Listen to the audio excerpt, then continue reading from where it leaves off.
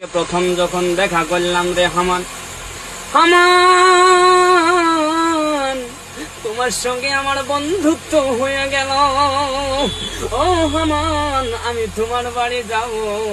হামান বলছে, ঠিক আছে বন্ধু, তুমি আমার বাড়িতে আসো, আমি তোমার সঙ্গে যোগাযোগ করে তোমার সঙ্গে একটা রাত থাকার জন্য চেষ্টা করব। কথা মতো হামানের বাড়ি চলে আসলাম। ঠিক এরকম ইতিহাস হয়ে গেল দাদা। আমরা আসাম থেকে বেঙ্গলে চলে আসলাম, আসামে মাকই শেষ হয়ে গেল। বেঙ্গলে আসে 2টা গাড়ি লুট হওয়ার কথা ছিল, এখন পর্যন্ত একটা গাড়িও লুট করতে পারলাম না।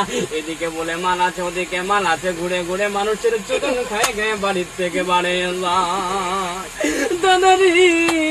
বিজনেস করা এত সহজ নয়। মালিককে ফোন করিয়ে বলে, আব্বা 2 গাড়ি লুটিং হবে।